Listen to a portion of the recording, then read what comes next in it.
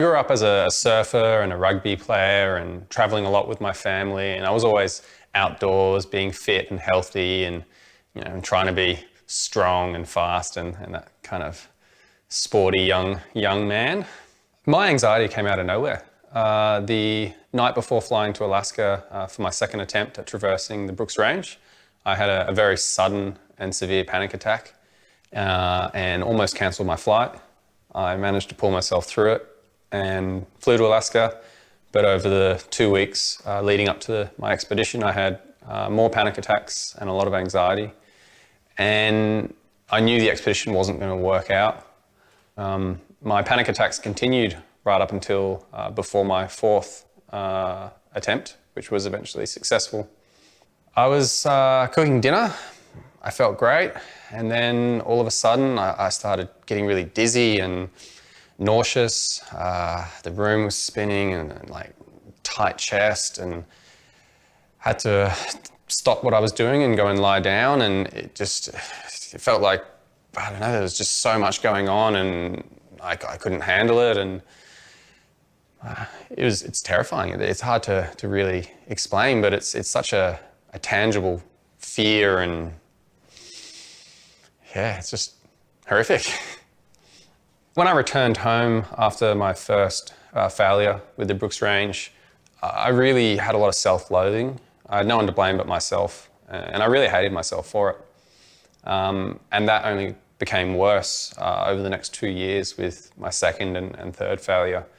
And the second year, about a month and a half after I'd been home, I got a call from a friend, and he didn't know whether I was alive or not. And I realized that I'd completely shut myself away from all of my friends, and I'd basically just been in my bedroom or walking the dog, and other than that, I hadn't been talking to anyone, I hadn't been seeing anyone, because I hated who I was. I always prided myself on being this mentally strong and resilient person, and to have my dream taken away from me through my own frailties and an inability to overcome my anxiety and my fears was very hard to deal with. As well as speaking to my dad, who's a psychiatrist, I saw a psychologist. That was very helpful.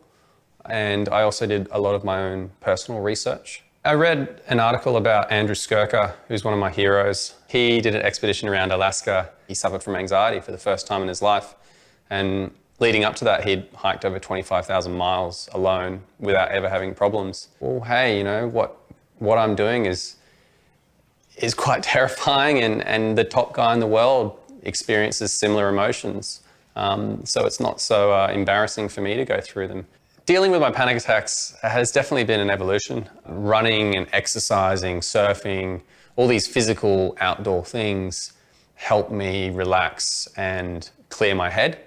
And I find that my mental health is very directly linked to my physical health. If I'm feeling really fit and strong, mentally I feel fit and strong. Sunlight's very important, and eating healthily. I feel pretty terrible if I eat junk food.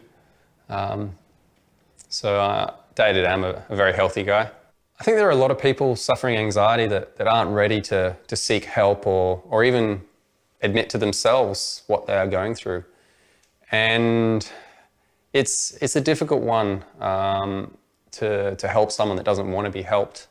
But just being there for them and trying to talk to them when they're feeling a bit more open to a conversation about it, and just letting them know that they're not alone and that you or other people have suffered similar experiences. If a friend of mine was suffering from anxiety, I would tell him that seeking professional help is really beneficial, and trying to be healthy in other aspects of their life.